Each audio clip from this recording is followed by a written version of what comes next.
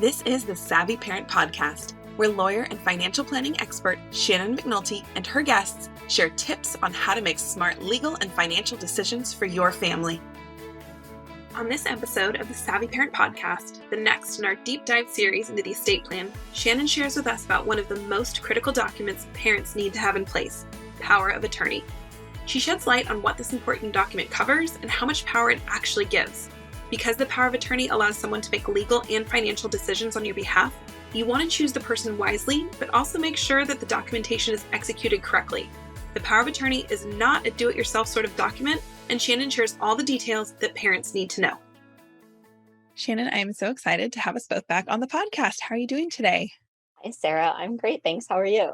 I'm good. So I'm excited about this topic because it's one I'm not super knowledgeable on. So, oftentimes on the show, I really look forward to learning and listening as our listeners do as well. So this is a good topic. So power of attorney, start us off. What is it?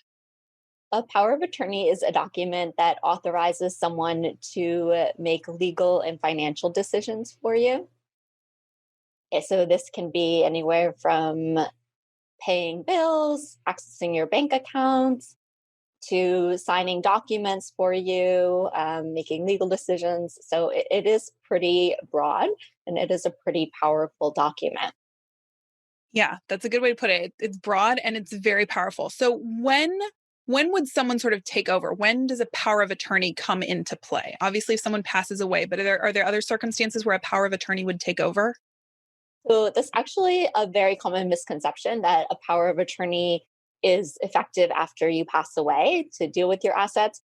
A power of attorney is only effective while you are still living. And then after you die, it's not effective anymore. Then your executor, whoever is dealing with your estate matters, then takes over. So the power of attorney, the reason why people put this in place is because if they become incapacitated, they want to designate someone to manage their affairs for them. This comes to an interesting question as to when does it go into effect? Ideally, we would want to say this power goes into effect only when it's needed, right? That kind of makes sense. It's like I'm in the hospital and I'm unconscious and my mortgage needs to be paid, something needs to be signed for my kids, whatever. The power of attorney is, unfortunately, when we do a power of attorney that way in most states, it won't be effective for the purposes for which we need it. So a bank, in most cases, financial institutions really don't love powers of attorney. So they will find pretty much any reason to try to reject it.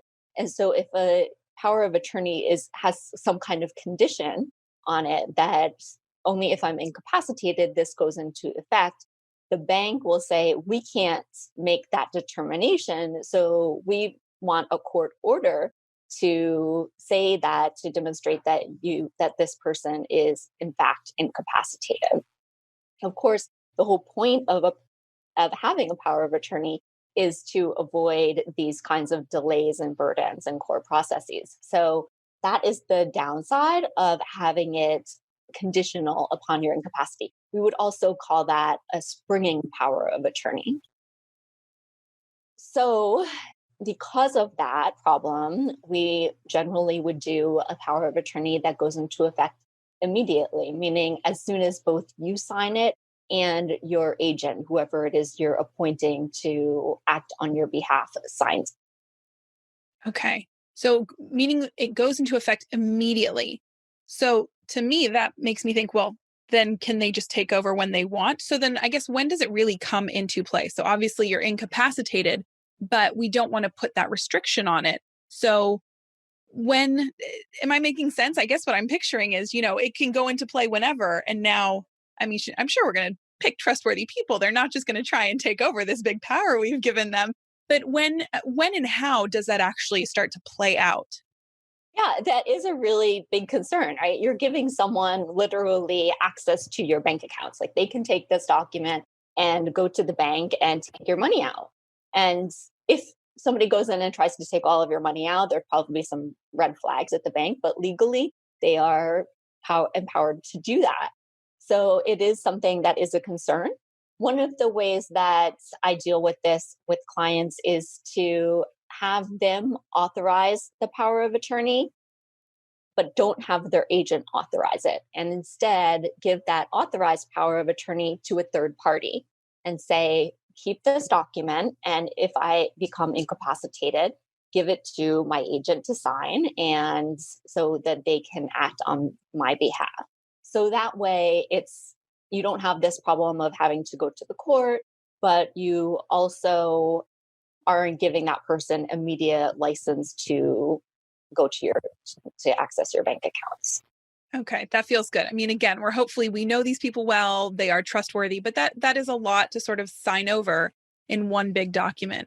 Now, you may have already touched on this without kind of labeling the names, but what's the difference between a general and a limited power of attorney? And are there other terms that we should be aware of in kind of this beginning Yeah, conversation? so general power of attorney is, in almost all cases, the type of power of attorney we use when we're doing estate planning.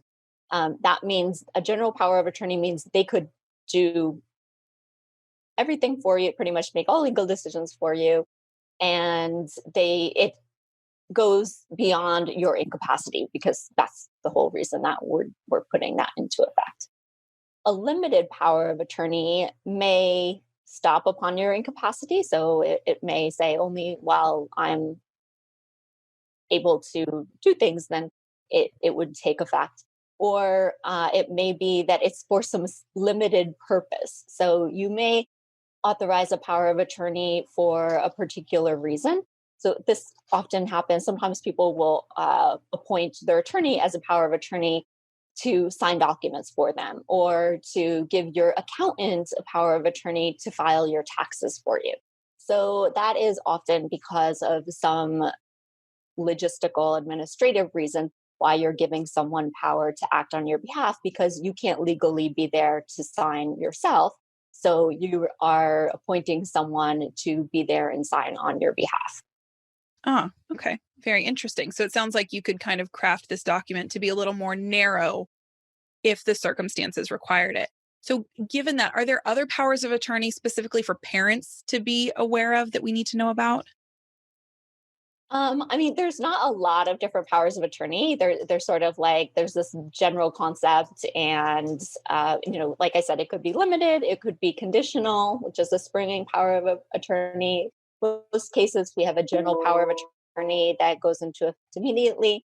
And for parents, I would say that the thing that they want to remember is who of how important it is to have this document, because if they were incapacitated, somebody is literally relying on them for financially to survive. So who would be able to pay those things that needed to be paid for your child? So if you weren't there to pay your mortgage, pay your utility bill, to pay your daycare, your private school tuition, whatever, for your child, then do you have a relative who could pick up those costs? Most of us don't have somebody who could just shell out like an extra mortgage every month.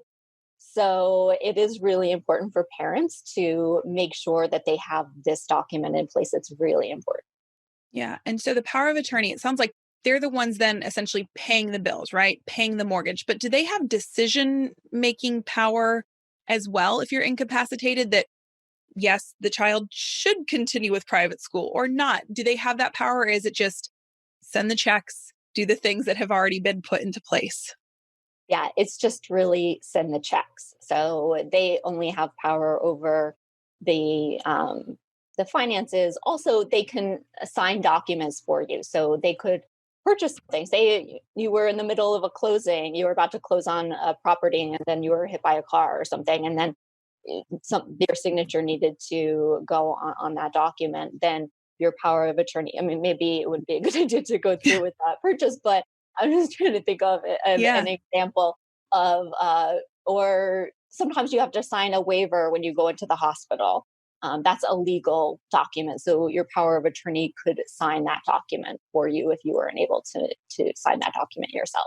The person who would take care of your kids is the guardian, whoever would be the temporary guardian in that case. And in that case, we would want to make sure that a standby guardian or a temporary guardian, depending on what state you're in, would be named, and they would be the people who would take care of your child. They could decide what kind of school they would go to, but they wouldn't necessarily have the money to pay for it. So the power of attorney certainly has a lot of say and kind of how those things play out. Yeah. And you answered the next point that I wanted to get into, kind of talking a little bit more about each of these roles. So we said this power of attorney is for while you're alive, if you are incapacitated or you can't be there for something. The executor of the will is for, unfortunately, if after you've passed. And then there is the guardian of your children, which there might be a temporary guardian, and then a permanent guardian. So we can kind of see how all these pieces fit. I'm curious, should your power of attorney be different than these other roles, the executor of the will and or the guardian of your children? What do you recommend for your clients? The power of attorney and the executor are often the same person because Okay. they are doing a similar role. They're managing the sort of legal and financial issues. So if somebody was taking care of your finances before you passed away, then it kind of makes sense for them to continue to deal with those issues when you're gone because they're already familiar with doing that. The guardian, however, it can be different, that it doesn't necessarily have to be the same person as your power of attorney. And in fact, a lot of times it's not. And one reason is that it can be a lot of work to be a power of attorney. And anyone who has had to serve in that role would know that because there are all kinds of, you can just imagine all of a sudden you're responsible for paying a person's bills who you don't know what bills they have, right? So you're trying to figure that out and make sure everything is taken care of and document that. So kind of putting all of the power of attorney and the guardian, like also taking care of your kids, might be too much for one person. So that's why I think it's not a bad idea to have two separate people taking on those roles.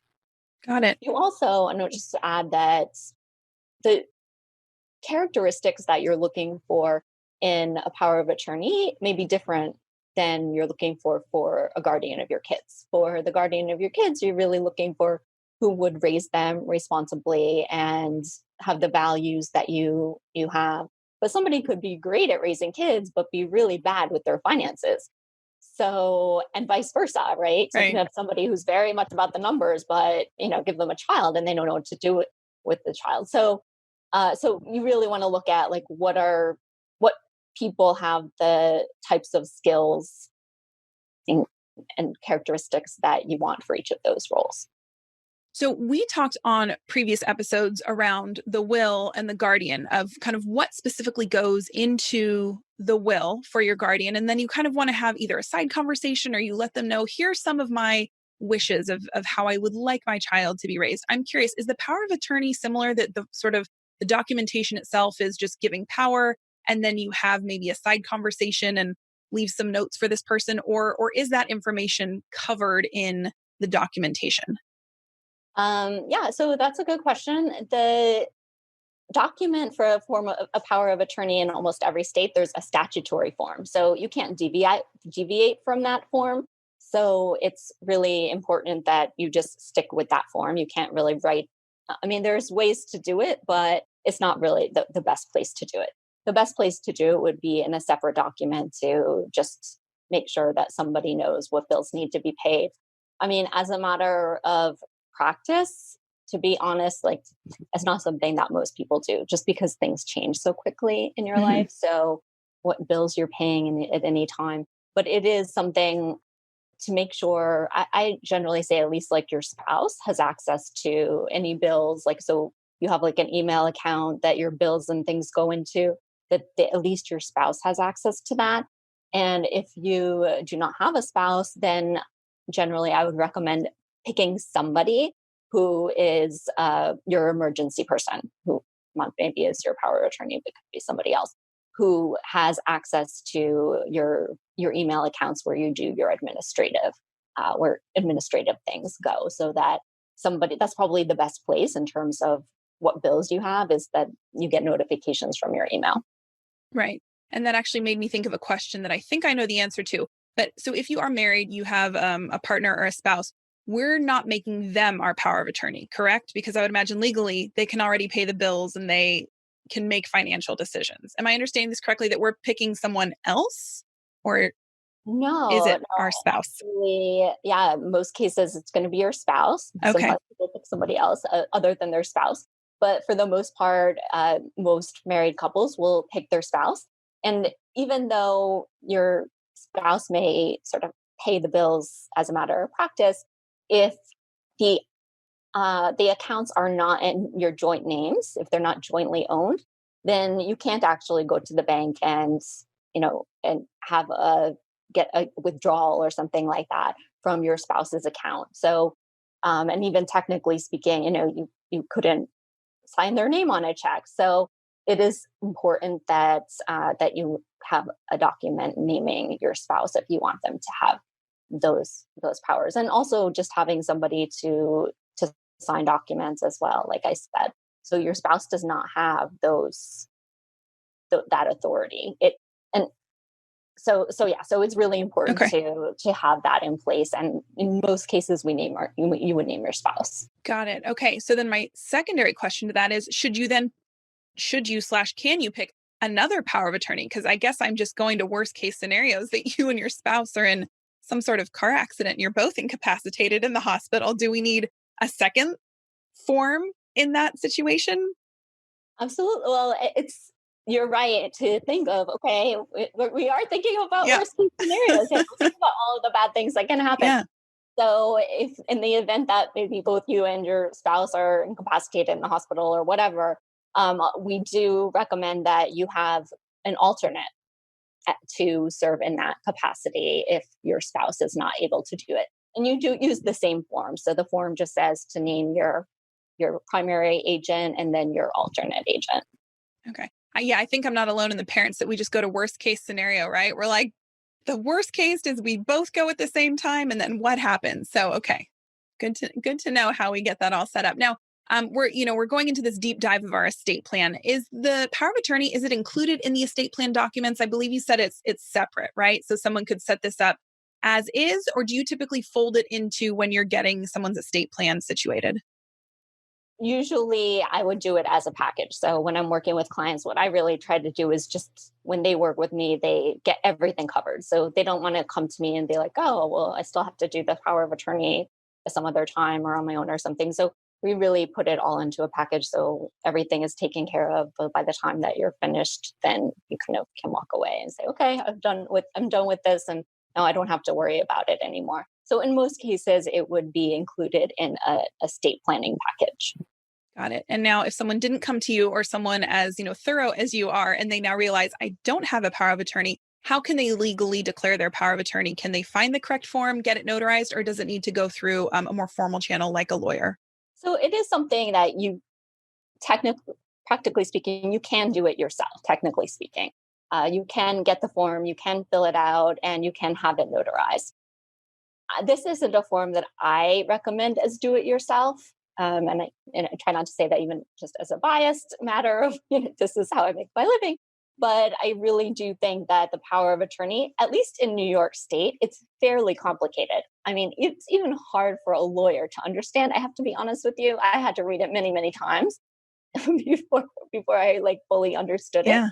And if you sign in the wrong, there's a number of places you need to initial and sign. And if it's not done exactly right, like I said, the banks don't love powers of attorney, so they will find a way to kick it back to say it's not effective. And if you have an attorney who can say, I oversaw the execution of this document and I can tell you that it's valid, then that's going to give the banks a lot more peace of mind and reassurance that this is a valid power of attorney and that they can honor it. That definitely makes sense. You started off telling us it's broad and it's big and it gives a lot of power. So yeah, it makes sense. You want to make sure it's done correctly and can do what you intend for it to do. So as we kind of finish up this conversation, I'm curious, are there times where once as parents, we've declared who we want our power of attorney to be? It's likely our spouse, maybe we have a backup. Are there times where we would want to change that or revisit it? Or is it kind of when it's done, we don't need to look at it again? I mean, it's always good every year or so to just revisit who you have in these positions. It's not likely to change dramatically, but if people in your life change, then it could change. Maybe your sister moves away, or maybe you named a friend who you just aren't that close with anymore. So it is good. Sometimes people really can kind of set it and then forget it, and then Mhm. they pull it out 20 years later and say, "Oh my God, thank God nothing happened because Yeah. the person I named is dead, or I would never trust them to do anything with my Yeah. money." So it is good to just kind of keep in mind, if things change, that you do want to update that document. Okay, that's helpful. And as we wrap up today's conversation, what are 2 or 3 takeaways for parents related to power of attorneys?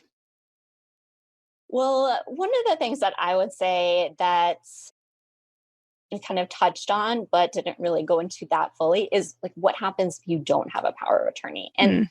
that is that whoever is trying to pick up the pieces to make sure that your house isn't foreclosed on and all of these bad things don't happen, they have to hire a lawyer and file an action with the court and have a whole proceeding for a guardianship. And a guardianship proceeding is long, it's drawn out, it's expensive, and you don't want somebody who, your spouse, whoever it is, one of your loved ones, while you're in the hospital and they have to go through this horrific proceeding to try to make sure everything is taken care of. So, like I said before, your spouse doesn't automatically have that power. So you could end up with your spouse having to go to court to be able to take care of just basic things. So it's really, really important. This document, I can't really enforce it enough. Sometimes if people ask me, like, what is the most important document to have? Sometimes I tell them it's a power of attorney, Yeah. other than your guardianship. And then, so one, just saying, like, this is a really important document. It's not something that you want to neglect. Two is that you want to really understand what it says and make sure that you're comfortable with the powers that it's granted, that are you're granting to someone. And then three, I think it's a good idea to hire an attorney and to make sure it's done right, because this just isn't a document that, like I said, the banks, if necessary, if somebody needs to use it, they're going to be looking for any way that they can make it ineffective. So having a lawyer oversee it and prepare it is literally the best thing that you can do to make sure it works. Well, those are 3 really great takeaways and a lot of great information on power of attorney. So, Shannon, thank you so much for shedding light on this really important document that parents need to make sure that they have handled. Thanks, Sarah. It was a pleasure. As usual, Shannon shared fantastic information, and now we know just how important the power of attorney really is. If you'd like more financial and legal information or to join our free community, come visit us at thesavvyparent.us.